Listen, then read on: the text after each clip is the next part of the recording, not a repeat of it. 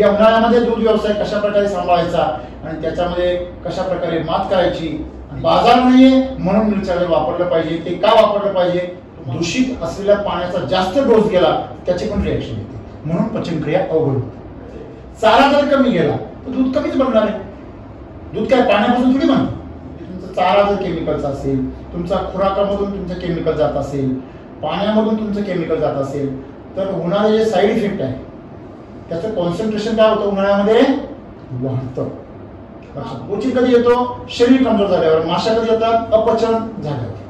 आता मी लहान होतो तेव्हा आम्ही बघायचो उन्हाळ्या तानामध्ये जनावर बांधलेली असायची, कुठं पण असायची. अगदी जर्सी गाया सुद्धा त्या काळामध्ये, संकरित गाया सुद्धा उन्हामध्ये असायच्या. त्यांना ताप यायचा असं नाही, परंतु एवढी गंभीर समस्या कधी होत नव्हती. एसिडचा वापर तुमच्या जमिनीमध्ये तुम्ही जर 1-2 वर्ष करायला लागलात, तुमच्या जमिनीतलं पाणी आपोआप फिल्टर होईल, आपोआप शुद्ध होईल. वैदिकचा चारा जर केला तर तुमच्या जवळजवळ 90% समस्या काय होतील? उन्हाळ्याच्या दूर होतील. मग तुमचं तर रेट वाढणार आहे. दूध मेंटेन, दूध नाही वाढलं तरी चालेल, पण दूध मेंटेन झालं ही सुद्धा मोठी गोष्ट आहे. मोटरसायकल तुमचा पोरगा वापरतोय, पण एक दिवस पंक्चर झाली, त्याला रेग्युलर पॉकेट मनी चालेल का? पॉकेट मनी काय म्हणा? डबल झालं का? कंपनीला फोन करणार मोटरसायकलचा, तुमची गाडी पंक्चर झाली नाही, पंक्चर काढून घेणार. हॅलो. तसं मिल्क चार्जर चालू आहे, मिल्क चार्जरची गाडी चालू आहे, पण अचानक पंक्चर झाली, थोडी आजारी पडली, काही झालं असेल, बदलतं, पाणी बदलतं, चारा बदलतो, अनेक गोष्टी असतात, जेनेटिक्स आहे, अनेक गोष्टी. तर त्यावेळेस फक्त आपल्याला समस्या आली म्हणून प्रमाण काय करायचंय? तेवढे 2-3 दिवस दुप्पट करायचे, एवढं तुम्हाला फक्त करायचं. उन्हाळ्यामध्ये तुम्ही रेग्युलर प्रमाण जर वापरलं तुम्हाला समस्या येऊ शकतात उन्हाळ्याच्या, पण तुम्ही कारण तुमचं जेवढं प्रमाण येते तेवढं युटिलाइज होते दुधामध्ये. पण तुम्ही जर 1.5 पट प्रमाण केलं तर उन्हाळ्यातून होणारा जो अतिरिक्त ताण आहे तो त्यातून काय होईल? रिपेअर होईल. सर्वांनी मिल्क चार्जर वापर करत असताना अभ्यास पूर्ण करा. आमच्या अधिकाऱ्यांना फोन करून वेळोवेळी मार्गदर्शन घ्या. रिझल्ट मिळत नसेल तर काय मिळालं नाही याची खात्री करून घ्या.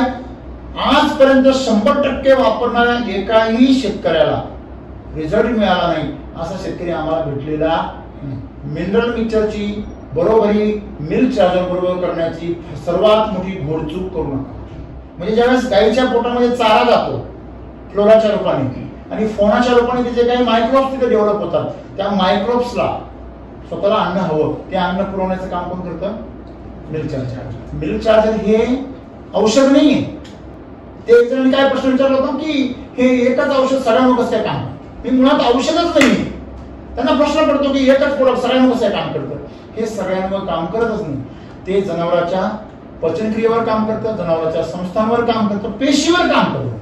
उन्हाळ्यात एसिडिटीचा हिरवा चारा, खुराकासोबत मिल्क चार्जर आणि पाण्यात थोडेसे लिटरला 1 ग्रॅम या प्रमाणाने तुम्ही जर तुमच्याकडचं पाणी खराब असेल तर तुम्ही लिटरला 1 ग्रॅम जर मिल्क चार्जर टाकलं तर तुम्हाला पाणी सुद्धा हलकं आणि फुलकं आणि पचनीय होईल. ज्या कंपनीच्या खुराकांमध्ये युरिया वापरलेला आहे, कॅल्शियमची पावडर आहे, फॉस्फरसची पावडर आहे, मॅग्नेशियमची पावडर आहे, हे केमिकल आहे, त्याच्यावरती दिलेलं असतं, हे टाकलेलं आहे.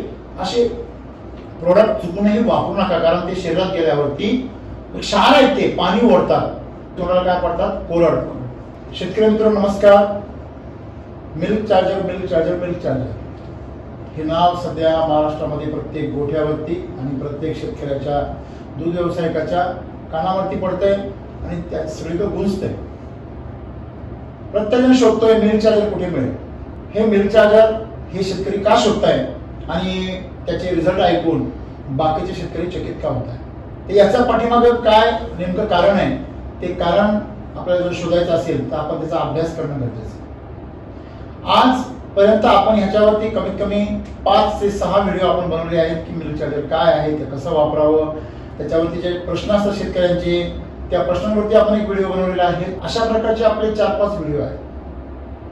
तुम्हाला खरोखर याचा अभ्यास करायचा असेल तर पूर्ण 2-3 दिवस तुम्ही आठवडाभर निवांतपणे हे व्हिडिओ पडून जर तुम्ही नोट्स काढले तर जेवढं मला माहिती आहे तेवढं तुम्हाला माहिती होईल. तुम्हाला ह्याला त्याला प्रश्न विचारण्याची पण गरज नाही पडणार आणि तुम्ही मिल्क चार्जरचे तज्ञ व्हा. प्रत्यक्ष अनुभव केल्यानंतर मात्र तुम्ही त्याचे गुरु व्हा. अनुभव घेण्यासाठी कमीत कमी आपण 3 महिने त्याचा वापर केला पाहिजे. आणि आज मिल्क चार्जरने महाराष्ट्रभर दूध व्यवसाय अतिशय फायद्याचा आणि अतिशय सोपा होऊन गेला. पण मित्र, आता आहे दुष्काळ. जुन्या काळामध्ये दुष्काळ किंवा उन्हाळा असं जर म्हटलं तर कडू काळ असं म्हणायची जुनी माणसं। या वर्षी उन्हाळ्यासोबत आम्हाला अधिक एक भेट भेटली ती म्हणजे दुष्काळ, बरोबर आहे। या कडक उन्हाळ्यामध्ये ज्यांच्याकडे पाणी आहे त्यांच्यासाठी सुद्धा आणि ज्यांच्याकडे पाणी नाहीये त्यांच्यासाठी सुद्धा उन्हाळ्याचे चटके सगळ्यांना बसतात। म्हणजे या उन्हाळ्यामध्ये दूध व्यवसाय कशा प्रकारे सांभाळायचा आणि त्याच्यामध्ये कशा प्रकारे मात करायची, आणि ज्याप्रमाणे एक शेतकऱ्यांमध्ये एक समज आहे की उन्हाळ्यामध्ये आम्ही खर्च करत नाही कारण आता बाजार नाही। मित्रांनो, बाजार नाहीये म्हणून मिल्क चार्जर वापरलं पाहिजे। ते का वापरलं पाहिजे तुम्हाला वापरल्यानंतर कळेल, कारण बाजार वाढवण्याची ताकद ही फक्त मिल्क चार्जर मध्ये आहे। हे आपल्याला शेकडो नाही तर हजारो शेतकऱ्यांच्या अनुभवातून आता लक्षात येतं आहे।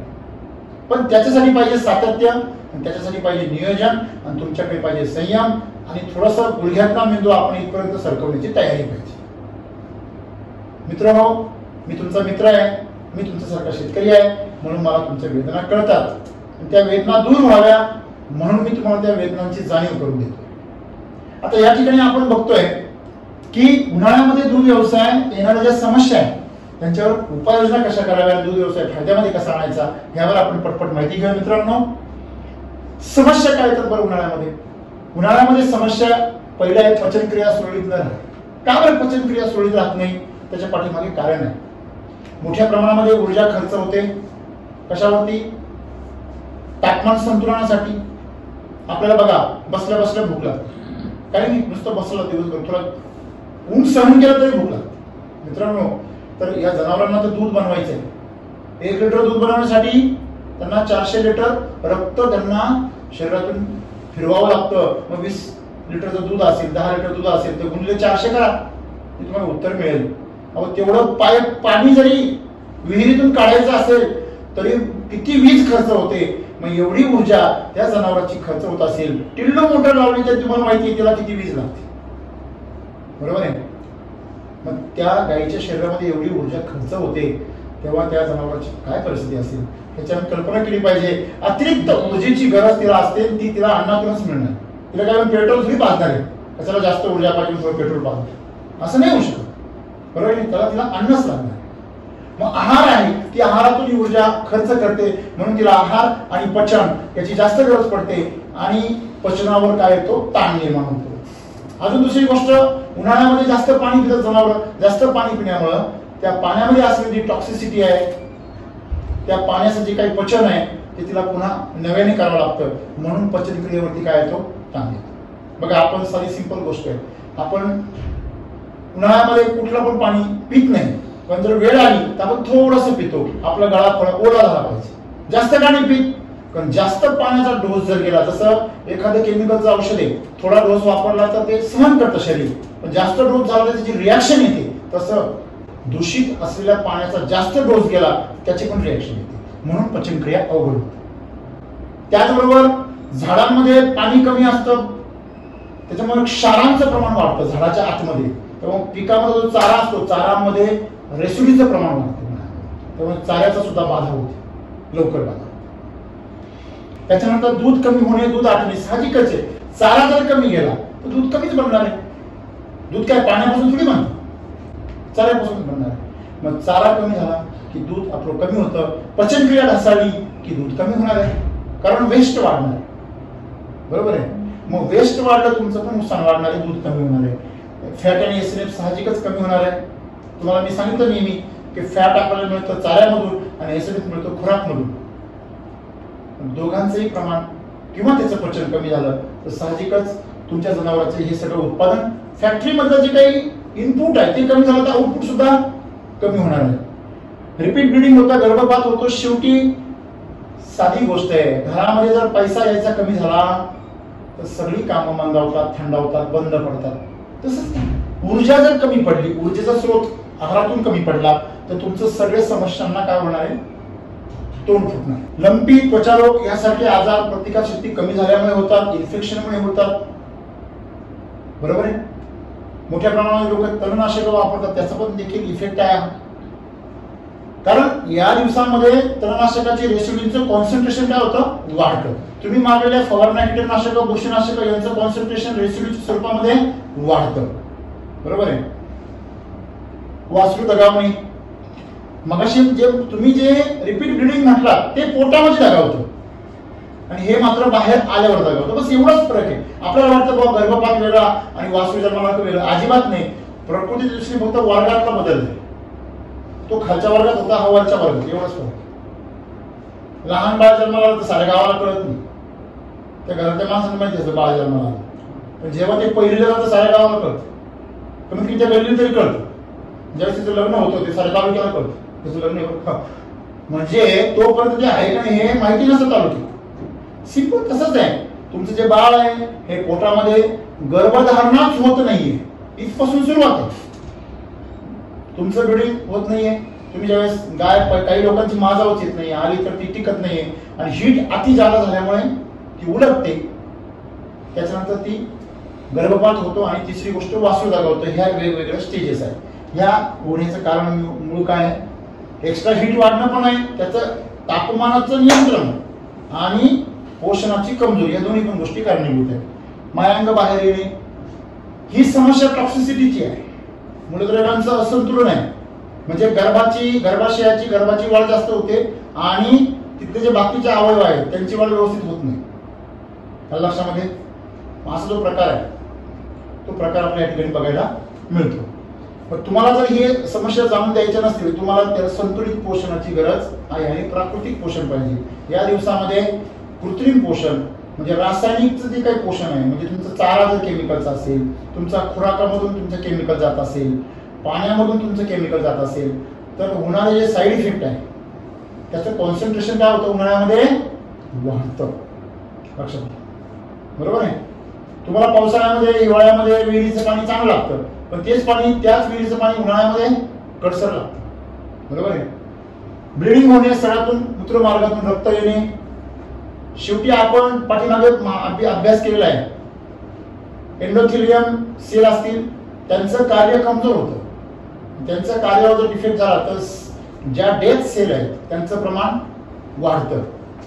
तसंच रक्तामध्ये पण त्याप्रमाणे दुष्परिणाम तयार होतात आणि त्या ज्या शरीरातल्या विशुद्धी आहे, विषारीपणा आहे, तो बाहेर काढण्याचं काम रक्तच करणार आहे. म्हणून कधी कधी त्या विशुद्धीवर रक्त सुद्धा बाहेर येतं. त्याचा फ्लो एवढा वाढतो, ते पूर्ण रक्तच निकामी होऊन जातं किंवा त्याला कंट्रोल करणारे मार्ग बंद होऊन जातात. म्हणून मास्टायटिस जी समस्या आहे, दूध गळणं किंवा रक्त गळणं, ह्या समस्या, दूध गळणं ही प्राथमिक अवस्था आहे. त्याच्यानंतर घट्ट होणं, खराब होणं, नासणं, नंतर रक्त येणं, ह्या सिव्हिअर अवस्था आहे, क्रॉनिक स्टेजेस त्याला आपण म्हणतो. गोचिड माशा यांचे प्रमाण वाढते, साहजिकच आहे. घाण वाढली की घाणीवर जाणारी जीव वाढणार, बरोबर आहे. तुमचं शेणामधून अपचन वाढलं की गोचिड कधी येतो? शरीर कमजोर झाल्यावर. माशा कधी येतात? अपचन झाल्यावर. ह्या दोघी शरीरच असतात, जोडीनं असतात. जर माशा वाढल्या की दुसरा नंबर गोचिडांचा आहे, बरोबर आहे.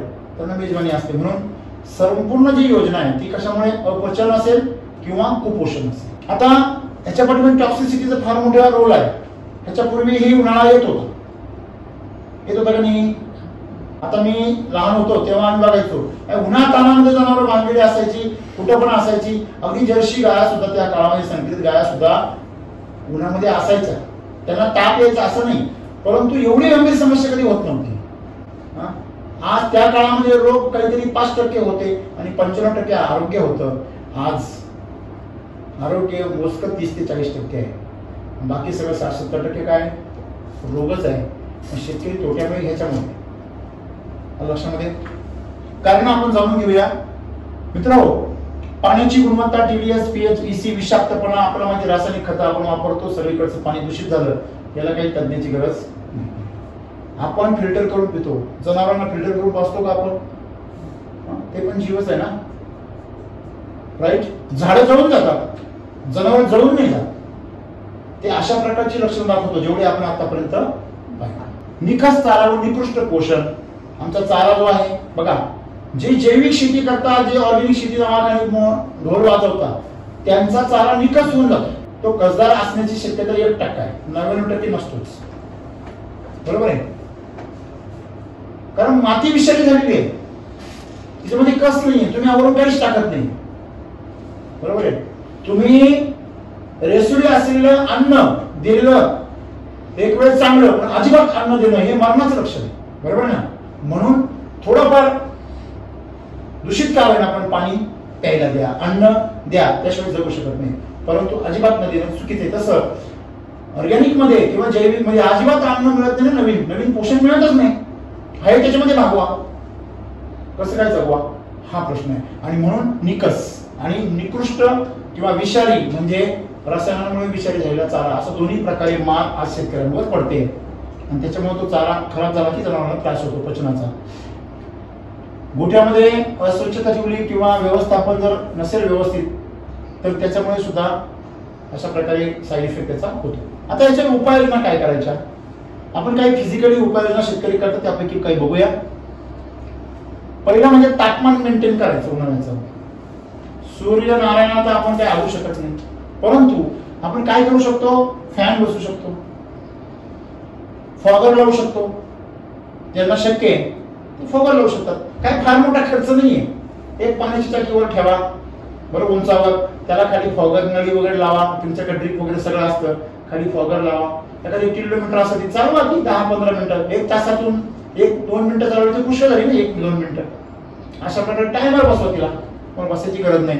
अशा प्रकारे फॉगर लावा. व्हेंटिलेशन ठेवा. व्हेंटिलेशन साठी एक्झॉस्ट, हा फॅन वेगळा आणि एक्झॉस्ट वेगळा. एक्झॉस्ट मध्ये आतली हवा बाहेर जाईल, बाहेरची हवा आतमध्ये, अशी व्यवस्था करा. त्याच्यामध्ये अजून एक झाडं लावा आजूबाजूला, आहे की नाही, झाडं लावा तुमच्या गोठ्याच्या परिसरामध्ये. झाडांमध्ये या वर्षी लावली तर पुढच्या वर्षापर्यंत हळूहळू त्याची कडुनिंबासारखी आंब्यासारखी झाडं लावा. फळं पण मिळतील, सावली पण मिळेल, आरोग्य मिळेल. पाण्याची गुणवत्ता टिकवा. कशी टिकवायची, वॉटर फिल्टरचा वापर करा, ज्यांना शक्य त्यांनी करा. केमिकलचा वापर बंद करा. तुम्हाला माहिती आहे जे लोक एसिडिटीचा वापर करतात आपल्या शेतामध्ये त्याचं पाणी सर आपोआप फिल्टर होऊन जातं, त्याला फिल्टर करायची गरज नाही, त्यांना धोकाच नाही. एसिडिटीचा वापर तुमच्या जमिनीमध्ये तुम्ही जर 1-2 वर्ष करायला लागलात, तुमच्या जमिनीतलं पाणी आपोआप फिल्टर होईल, आपोआप शुद्ध होईल. आता उपाययोजना 3 नंबर काय करायचा, वैदिकचा चारा तयार करा. हे सर्वात महत्वाचं आहे. वैदिकचा चारा जर केला तर तुमच्या जवळजवळ 90% समस्या काय होतील उन्हाळ्याच्या दूर होतील, 90%. मग वैदिकचा चारा iron, pH, root charger, nutri charger, paste आणि हेल्थ चार्जर बरोबर तुम्ही 10 गुंठ्याला 1-1 पाकिट घेतलं या प्रमाणामध्ये, आणि कृषी अमृतच्या 2-3 बॅगा घेतल्या, तुम्ही ते मिक्स करून त्या चाऱ्याला टाका. तो लावलेला असेल त्याच्यानंतर टाकू शकता, अगोदर बी टाकू शकता. मकाला तुम्हाला अगोदर टाकावं लागेल बरोबर आहे, किंवा नंतर सरी खांदीच्या वेळेस टाका, किंवा गिरणी होतं तुम्ही कधी पण टाकू शकता, घासाला कधी पण टाकू शकता. एसिडिक चारा केला, जनावर तुमची कशी राहणार, सशक्त, कारण त्याला त्याच्यातून पाण्याचा अंश पण मिळणार, न्यूट्रिएंट्स पण मिळणार, पोषण पण मिळणार. सर्वात महत्त्वाचं उन्हाळ्यामध्ये पोषणाची गरज आहे. कसदार असं पोषण जर असेल तर वॉटर होल्डिंग करून ठेवायची कॅपॅसिटी जनावरांची असते. उंट हा प्राणीच आहे ना, तो कितीतरी दिवस पाण्याशिवाय राहू शकतो. निसर्गाने त्याला ती कला दिलेली आहे. प्राण्यांना सुद्धा दिवसातून एकदा जरी पाणी मिळालं तर दिवसभर ते दम काढू शकतात. फक्त त्यांना पोषण महत्वाचं आहे. त्यांचं पाणी साठवून ठेवणारं, त्याचं युटिलाइज करणारं जे यंत्रणा आहे ती यंत्रणा दुरुस्तीत असली पाहिजे, सशक्त असली पाहिजे. उपाययोजना नंबर 4, मिल्क चार्जरचा नियमित वापर करा. सर्वात महत्वाचं आहे बघा, ते तुमचं अन्न शुद्धीकरण करतं, ते तुमचं शरीर शुद्धीकरण करतं जनावरांचं. आणि सर्वात महत्वाचं म्हणजे शरीरामध्ये ज्या यंत्रणा काम करतात त्या सगळ्या यंत्रणांना रिपेअरिंग करतात. पचन संस्था, श्वसन संस्था, त्वचा असेल त्यांची, त्याच्यानंतर रक्ताभिसरण संस्था, चेता संस्था, ह्या महत्वाच्या संस्था ज्या आहेत त्यांच्यावरती काय करतं, प्रजनन संस्था, ह्यांच्यावरती मजबूतीकरण आणतं. त्याला आवश्यक असलेले न्यूट्रिएंट्स पुरवतं त्याच्या स्वतःमध्ये, लक्षामध्ये. आणि त्याच्यामुळे तुम्हाला बघायला मिळतं की सगळ्या जनावरांना विचार वापरल्यानंतर चकाकी येते. लक्षात ठेवा, त्याचे पैसे नाही मिळत आपल्याला, चकाकीचे विकायला गेल्यावर मिळतात, चकाकीचे पैसे मिळत नाही. परंतु त्या चकाकीमुळे तुमच्या गाईला, तुमच्या बैलाला, म्हशीला, शेळीला स्वास्थ्य मिळतं. आणि ते स्वास्थ्य तिला आजारी होण्यापासून वाचवतो, जो तुमचा मोठा खर्च काय होतो वाचतो. आता विचार वापरल्यानंतर लोकांचं काय होतं की जनावर आजारीच पडत नाही. पूर्ण डोस वापरला तर, कमकुवत वापरला, अर्धवट वापरला तर पडणार, पूर्ण डोस वापरला तर ते आजारीच पडत नाही. मग त्यांना काय वाटतं आता काय गरज आहे, मग ते डोस अर्धा करून टाकतात आणि पडतं आजारी, बरोबर आहे. असं प्रकार आहे. मिल्क सुरू करताना पहिले 3 दिवस प्रमाण डबल केलं पाहिजे. कसं वापरावं ते, 1 किलो, 5 किलो किंवा 25 किलोच्या पॅकिंग मध्ये आहे. बरोबर आहे. जे लोक 25 किलो रेग्युलर वापरतात त्यांना भेटा तुम्ही, जे लोक 5 किलो रेग्युलर वापरतात त्यांना भेटा, तुम्हाला सांगतील ते 6 महिने, वर्ष, 1.5 वर्ष, 2 वर्षापासून वापरतात, त्यांचा सल्ला घ्या, ते तुम्हाला सांगतील. ठीक आहे. ज्यावेळेस खाली झाली 8 महिन्याची खाली झालेली, लवकर झाली, लवकर खाली झाली 8 महिन्याची, प्री मॅच्युअर डिलिव्हरी म्हणतात. 8 महिन्याची खाली झाली, तर ते गाई 4थ्या दिवशी 20 लिटर गेलेली. जनरली जर ती म्हणजे मिनरल मिक्सचर केमिकल असं जर असेल तर काय करावं? 21 दिवस लागतात वाढायला, 10 दिवस तरी मिनिमम लागले असते. 4थ्या दिवशी 21 लिटर होती. म्हणजे नवी खाली झालेली गाय लवकर दुधावर येत नाही हे सगळे म्हणतात. नवी झाली बुवा, थांबा थोडं, लागत नाही. 21 दिवस लागतात, बरोबर आहे ना? ही तुमची किती दिवस गेली? 4थ्या दिवशी ती बी प्री मॅच्युअर डिलिव्हरी होती तरी. प्लस दुसरी गोष्ट अशी, तिला कोणत्याही पद्धतीचं अँटीबायोटिक टोचलेलं नाही, काहीच नाही. घरचं ट्रीटमेंट काहीच केलेलं नाही, तरी गाय आहे त्या पोझिशनला. तिला टेम्परेचर नाही, चारा बंद नाही, खाद्य बंद नाही, सगळं व्यवस्थित. सांगितलं होतं सडाचा, हो सडाला गाठ झाली होती, बरोबर ना? काय अनुभव होता? मला डॉक्टरांनी असं सांगितलं तिचं ऑपरेशन करावं लागेल, या गाईचं म्हणजे ऑपरेशन करावं लागेल आणि ब्लड तिचं खूप यायचं. पण जसं आम्ही हे मिल्क पावडर वापरायला सुरुवात केली ना, तिला कसलाही कुठलाही आणि काहीच प्रॉब्लेम आला नाही. म्हणजे आम्हाला 100% रिझल्ट मिल्क पावडरचा आला. म्हणजे आम्हाला एक असं सांगितलं का तुम्ही गाय विकून टाका बुवा, आता हिचं दूध खराब येतंय आणि तिचं ऑपरेशन करावं लागेल, तुम्ही विकून टाका. पण आम्ही ही मिल्क पावडर वापरण्यापासून आम्हाला भरपूर रिझल्ट आलाय आणि 100% रिझल्ट आहे आम्हाला. पहिले दूध किती होतं तुमचं? 22 लिटर होते 3 गायांचं. जेव्हा तुम्ही मिल्क चार्जर वापरत नव्हते तेव्हा फॅट एसएनएफ किती होता? पहिला 3च्या आतच लागत होता, डिग्री 22 लागायची. एवढी कमी? ही भाव किती पडत होता तुम्हाला?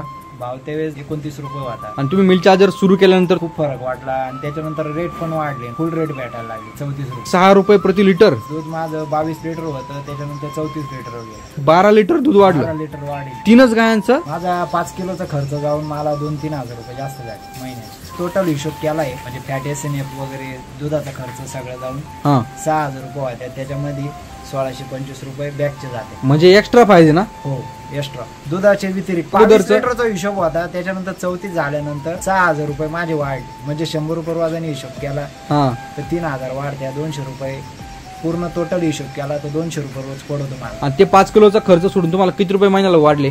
तरी 3,500 रुपये वाढले मिल्क चार्जरमुळे. त्याच्यामुळे मी ते चालू केलेलं आहे. त्यांची पहिली म्हैस आणली, 1 महिना कच्ची होती. पहिली म्हैस आणली, चांगलं राहिलं, पूर्ण अंगाला बसवलं, खाणं पिणं बंद झालं. तिला मी चालू केलं, 5 किलो चारलं, नंतर बंद केलं. 5 दिवस तिला खात नव्हतं, पूर्ण बंद, खाणं पिणं बंद झालं. दुसरी म्हशी वेली, जांग सगळं बाहेर आलं, अर्धा मिली सुद्धा निघत बंद, डायरेक्ट बंदच होतं दोन्हीचं पण जवळजवळ 8 दुसरी म्हशी वेली, तिचं पूर्ण दूध बंद. तिला सकाळी 300 ग्रॅम. पहिल्या म्हशीचं काय झालं, दुसऱ्या म्हशीचं, दोन्हीचं पण. दुसरी म्हशी तिची क्रिटिकल केस होती, ती जगणार नाही. डॉक्टर तिला ब्लिडिंगच झालं. रात्रीच कधी आलेलं काय माहिती नाही, सकाळी बघितलं तर ते पंक्चर झालं, फुटलं होतं कम्प्लीट. माणूस कोमात राहतो ना, तशी पूर्ण कोमामध्ये सुन झाली. याला म्हणलं आता 5 किलो सगळं झाले. आता 5 किलो मिरच्या जाऊन या 5 जर दिला, 300 ग्राम सकाळी, संध्याकाळी 300 ग्राम बाजू, 300 ग्राम खायला लागेल. दुसऱ्या दिवशी खायला 300 ग्रॅमनी. पहिले 3 दिवस काय करा, डबल वापरा. नंतर तुमचा जो डोस दिलेला आहे, आता तुम्हाला दाखवतो बघा कसं वापरायचं. गाई आहे उदाहरण, गाईसाठी दूध देणाऱ्या क्षमतेनुसार 9 लिटरच्या दरम्यान असेल, 9 लिटरच्या आतमध्ये, तर तुम्हाला 50 ग्रॅम द्यायचे 2 वेळ. 10 ते 15 लिटरला तुम्हाला किती द्यायचंय, 75 ग्रॅम. 25-25 ग्रॅम वाढत नाहीच आहे.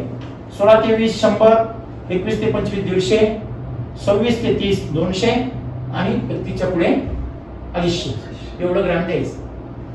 काय होतं लक्षात घ्या, पावशेर द्यायचंय, दूध मात्र 30 लिटर पाहिजे आणि पावशेर द्यायला हात थरथर कापतो. मग हे कुठेतरी चुकीचं आहे. श्रीमंताचा हात मोकळाच पाहिजे, तो 30 लिटर गाईचं दूध काढतो, त्याचा हात कसा पाहिजे, दिला पाहिजे. उलट तो म्हटलं पाहिजे अजून देऊ का, तुम्हाला तोटा होत नाही हो, तुम्ही गणित काढा, गणित करा, तुम्ही तोटा होत नाही. मिल्क चार्जर वापरल्यावरती तुम्हाला दुधाचा रेट वाढूनच मिळतो. 27-28 रुपये मिळतो आजच्या काळात सुद्धा. आता 20-22 चे रेट आहे तरी सुद्धा, बरोबर आहे. मग तुमचं तर रेट वाढणार आहे, दूध मेंटेन, दूध नाही वाढलं तरी चालेल, पण दूध मेंटेन झालं ही सुद्धा मोठी गोष्ट आहे, बरोबर आहे. कुठली समस्या येत नाहीये या सगळ्या गोष्टी. म्हणजे अशा प्रकारे आपण त्याचा वापर करा. पुढे आपण पाहिलं की म्हशीसाठी 5 लिटरच्या दरम्यान असेल म्हैस तर 100 ग्रॅम द्या, 2 वेळा, हे सगळं प्रमाण 2 वेळा आहे, मूल्य 2 करा. आणि 6 लिटरच्या पुढे असेल तर मग तुम्हाला 150 ग्रॅम द्यायला पाहिजे. तुमच्याकडे शेळी असेल तर तुम्ही 25 ग्रॅम देऊ शकता 2 वेळा, बरोबर आहे. त्याच्यानंतर पारडी असेल, कालवड असेल, त्यांना तुम्ही 10 दिवसाच्या नंतर पासून सुरू करू शकता, दुधातून देऊ शकता 10 ग्रॅम. नंतर 1 महिन्यात झाल्यानंतर 20 ग्रॅम दुधामधून, 3 महिन्यात झाल्यानंतर स्वतंत्र खुराकामधून 30 ग्रॅम आणि 6 महिन्याचं झालं की 50 ग्रॅम सुरू करा. जेव्हा तिची गाय होईल भरल्यानंतर पुन्हा तुम्ही 100 ग्रॅम जा. अशा प्रकारे तुम्ही जर पारडी असेल, कालवड असेल त्यांना वापरलं तर तुम्हाला उन्हाळ्यात त्याच्या समस्या जाणवणार नाही, कधीच नाही जाणवणार. मग उन्हाळ्यातून पावसाळ्यातून हिवाळ्याचा कुठल्याही समस्या ऋतूच्या तुम्हाला येणार नाही. आता काही महत्त्वाच्या सूचना आहे मिल्क चार्जर संदर्भामध्ये. पहिली गोष्ट म्हणजे मिल्क चार्जर वापरताना गाईचे आरोग्य बिघडले असेल, वापर चालू आहे तुमचा आणि आरोग्य बिघडलं, मला सांगा मोटरसायकल तुमचा पोरगा वापरतोय पण 1 दिवस पंक्चर झाली, त्याला रेग्युलर पॉकेट मनी चालेल का? पॉकेट मनी काय म्हणा, डबल का कंपनीला फोन करणार मोटरसायकलचा, तुमची गाडी पंक्चर झाली नाही, पंक्चर काढून घेणार.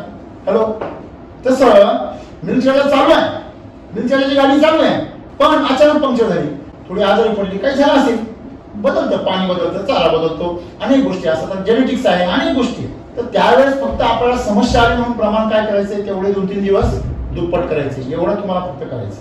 2-3 दिवस प्रमाण दुप्पट करा, आजार क्लिअर झाला की पुन्हा रेग्युलर होऊया, बरोबर की नाही. चढ आला की आपण 100 पेट्रोल होतो आणि जास्त पेट्रोल खर्च करतो, तसंच आहे, बाकी काही विशेष नाही, कारण हे अन्न आहे. लक्षामध्ये आरोग्य साधारण असेल तर प्रमाण 1.5 पट ठेवा उन्हाळ्यामध्ये, की उन्हाळ्याबद्दल बोलतोय मी.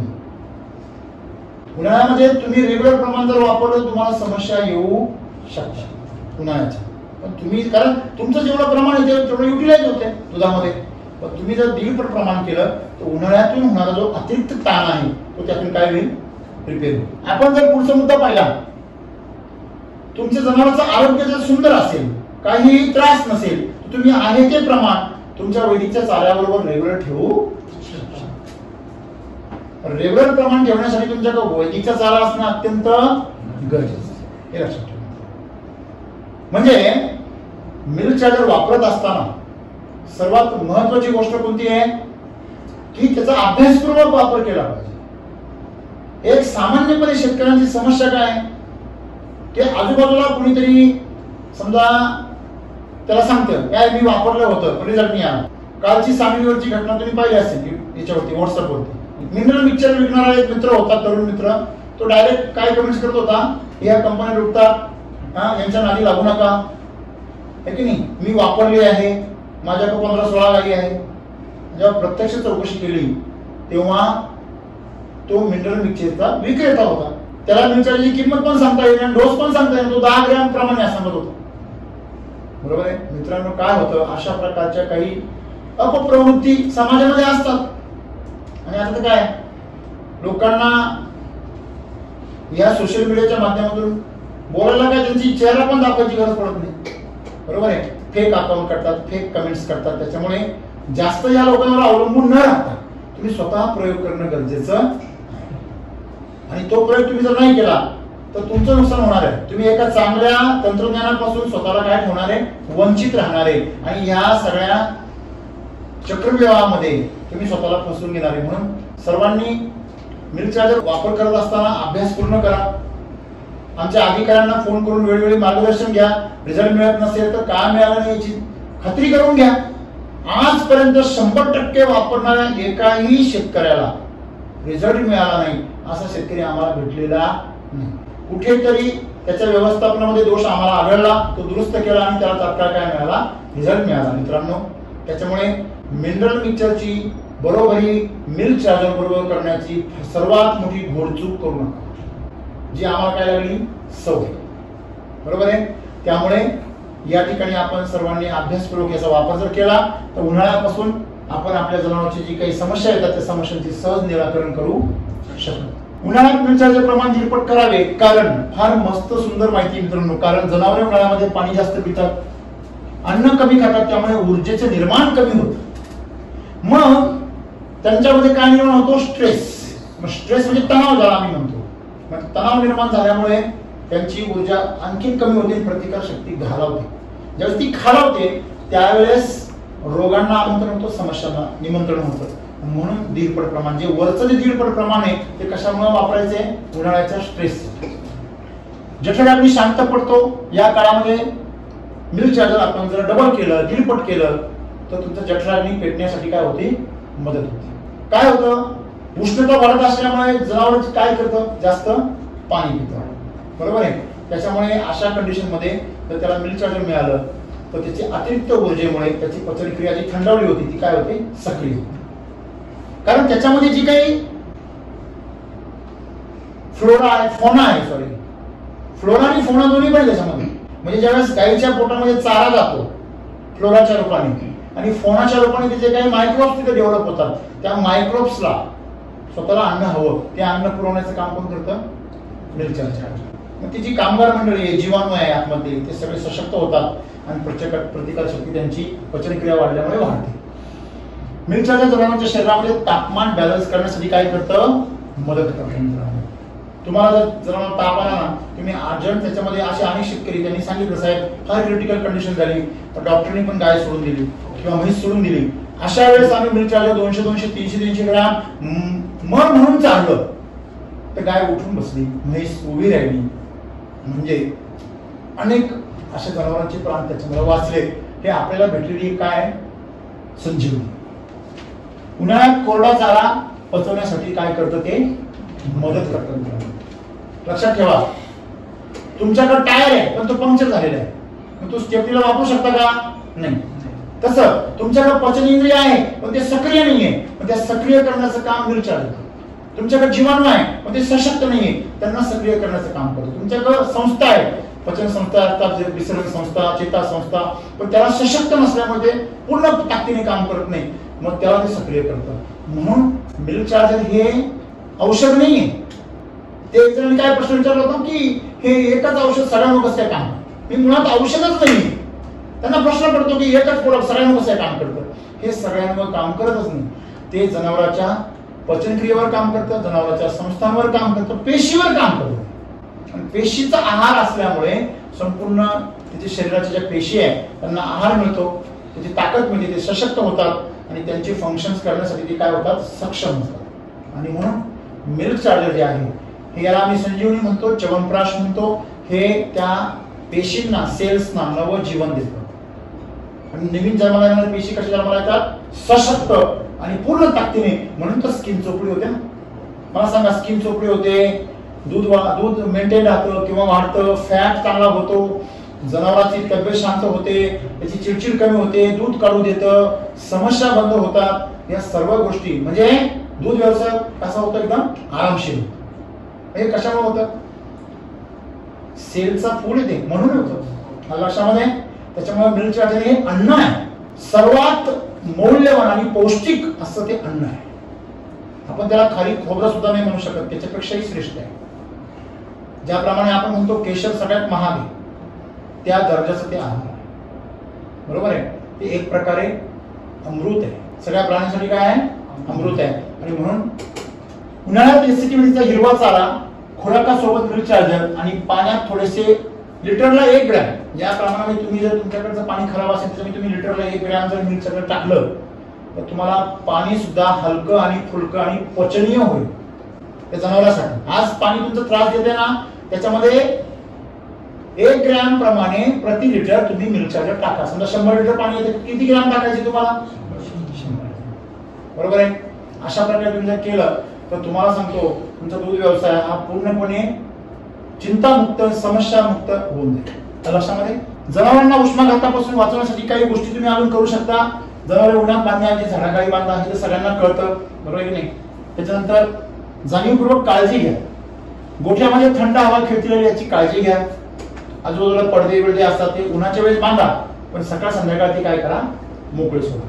त्यांना अशी सिस्टीम तयार करा रोलिंग करण्याची, म्हणजे तुम्हाला पुन्हा सोडबांध करण्याची गरज नाही. सकाळी संध्याकाळी अंगावरून पाणी टाकणे किंवा शॉवरिंग करणं थोडंसं, सकाळ संध्याकाळ उन्हाचं नाही, हे लक्षात घ्या. हे तुम्ही करू शकता.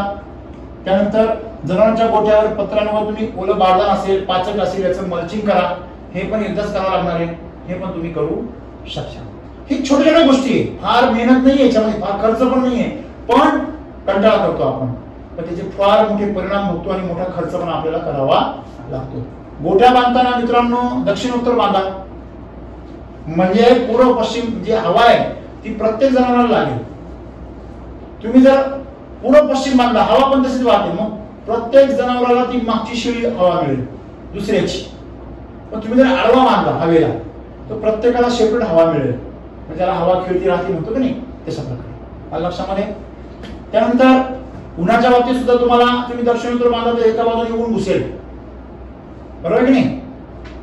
मग तुम्ही जर त्याचा दक्षिण उत्तर बांधला तर तुम्हाला बरोबर त्याची सावली बरोबर काय होईल, त्याची मेंटेन होईल. लक्षामध्ये पडदे बांधून तुम्ही त्याचं मेंटेनन्स करू शकता. जनावरांची काय काळजी घ्यायची आपल्याला मित्रांनो, पहिली गोष्ट थंड पाण्याचे कपडे किंवा गोलपाटा अंगावर टाकू नका, ही चुकीची पद्धत आहे. लक्षामध्ये जनावर उन्हामध्ये त्याच्या अंगावर काही लोक ओले कपडे टाकतात, ती चुकीची पद्धत आहे. मिल्क चार्जर सुरू असताना मिनरल मिक्सचर वापरू नका. मी तर असं म्हणेल उन्हाळ्यामध्ये मिनरल मिक्सचर लोक बंद करतात, का रे बाबा आता काय रेट नाहीये म्हणून, चुकीचं उत्तर येते. त्याचे जेवढं तुम्ही केमिकल उन्हाळ्यामध्ये वापराल तेवढे त्याची काय होणार आहे, डिहायड्रेशन होणार जनावरांचं. उन्हाळ्यामध्ये जास्त मसाल्याचं अन्न खाऊ नये असं म्हणतात, जास्त खारट खाऊ नये असं म्हणतात, जास्त खारट खाऊ नये, शार्पट, बरोबर आहे. पाणी तुमचं हलका असलं पाहिजे, जड पाणी पिऊ नका, जड आहार घेऊ नका असं म्हणतात. हलका आहार घ्या उन्हाळ्यामध्ये, का हिवाळ्यात घ्या, उन्हाळ्यात नका घेऊ, का पचन क्रिया काय झालेली असते, मंद झालेली असते. म्हणून सर्वात महत्त्वाची गोष्ट की कोणताही केमिकल किंवा केमिकलचा चारा तुम्ही उन्हाळ्यामध्ये वापरू नका. ज्या कंपनीच्या खुराकांमध्ये युरिया वापरलेला आहे, कॅल्शियमची पावडर आहे, फॉस्फरसची पावडर आहे, मॅग्नेशियमची पावडर आहे, हे केमिकल आहे, त्याच्यावरती दिलेलं असतं, हे टाकलेलं आहे. असे प्रोडक्ट चुकूनही वापरू नका, कारण ते शरीरात गेल्यावरती क्षार आहेत, ते पाणी ओढतात, तोंडाला काय पडतात, कोरड. तुम्ही एखादी खारट वस्तू का तुम्ही जर जास्त मीठ टाकलं ना काकडीवर किंवा टरबूजवर, खरबूजवर, कलिंगडावर, तर तुम्हाला ते खाल्ल्यानंतर काय लागते, कोरड पडते. त्याचं कारण हेच असतं, बरोबर आहे. केमिकल पूर्ण बंद करा. पाठीच्या कण्याच्या बाजूस अंगावर थंड पाणी होत आहे. तुम्हाला जर वाटतंय कधी एखाद्या जनावर ताप आले, तुम्ही पाठीच्या कण्याची बाजू जे असतात, कण्याची बाजू असते त्याच्यावर काय होतावं, थंड पाणी होतावं. जनावर खुराक खात नसल्यास त्यांना काही प्रमाणामध्ये गुळ चाकायला तुम्ही देऊ शकता, कारण गुळातून काय मिळते, इन्स्टंट एनर्जी. हे लक्षात फक्त काळजी घ्या, तो गुळ आहे रासायनिकचा नसावा जास्त, तुम्ही खाऊन पाहिल्याच कळेल तुम्हाला, ठीक आहे नाही. गुळाचा रंग हा काळपट असला पाहिजे, चॉकलेटी असला पाहिजे, तो चांगला असतो. हे साधं सुद्धा त्याचं काय उदाहरण आहे. गरेदार असेल तर सगळ्यात चांगला, असा खडकासारखा दगडासारखा गुळ नको. जनावरांनी पिण्यासाठी थंडगार व स्वच्छ पाणी मुबलक प्रमाणात असावे. स्वच्छ पाणी मागाशी म्हटलं त्याप्रमाणे तुम्ही मिल्क चार्जर वापरू शकता. अजून एक गोष्ट, तुम्हाला ज्या वेळेस काही शेतकरी जनावरांना मीठ पण वापरतात, तर मीठ वापरताना आपलं साधं मीठ कधी वापरू नाही. सेंधव नमक वापरा, काळं मीठ ज्याला म्हणतात ते वापरा. कमी प्रमाणात ते वापरलं तर त्याचा फायदा सुद्धा होतो. गुळ वापरा, यांनी तुम्हाला जनावर काय मिळतं. जसं आपण ORS वापरतो की नाही, माणसांसाठी त्याला उष्माघात झाला तर आपण ORS होतो, म्हणजे मीठ आणि साखर आणि पाणी, बरोबर आहे. मग क्षार आणि ग्लुकोज आणि वॉटर या तिघांचा आपण काय करतो, कॉम्बो करतो, खनिज, ग्लुकोज आणि पाणी. तसं ह्याच्यामध्ये तुम्ही गुळ आणि काळं मीठ आणि पाणी हे तुमच्या जनावराला इमिजिएट एनर्जी देणारं काय आहे, अतिशय सुंदर लिक्विड आहे, ड्रिंक आहे. हे जनावरांचं ड्रिंक आहे, त्याच्यामध्ये थोडंसं मिल्क चार्जर टाका, त्याचं त्याला काय होईल, इन्स्टंट एनर्जीसाठी आजारपणामध्ये फायदा होऊ शकतो. तुम्ही अशी जनावर जे अजिबात खायची बंद झाली ती जनावर सुद्धा उन्हाळ्यामध्ये अशा प्रकारे त्यांना धाप लागलेली आहे, त्यांची धाप सुद्धा थांबवू शकता. लक्षामध्ये मित्रांनो, मिल्क चार्जरची किमया न्यारी उन्हाळ्यातील समस्या चुटकी सरशी निवारली. हे तुमच्या अनुभवातून आम्हाला शेतकऱ्यांनी सांगितलं. आणि उन्हाळ्यात सुद्धा तुम्ही ताकचारा आणि कारधारा अशा प्रकारे सुंदर असा दूध व्यवसाय करू शकता. अधिक माहितीसाठी आम्ही खाली दिलेल्या सगळ्या नंबर्सवर संपर्क करा, आमच्या अधिकाऱ्यांशी संपर्क करून याचा वापर करा. आणि मित्रांनो, कोणाच्याही फेक माहितीवर, फेक कमेंट्सवर लक्ष देऊ नका. अर्धवट वापरणे हे एकमेव अपयशाचे कारण आहे. मित्रांनो, व्यवस्थापन चांगलं करा, मिल्क चार्जर परिपूर्ण वापरा. यश तुमच्या गोठ्यामध्ये आणि तुमच्या कुटुंबामध्ये आल्याशिवाय, आरोग्य आल्याशिवाय राहणार नाही. धन्यवाद.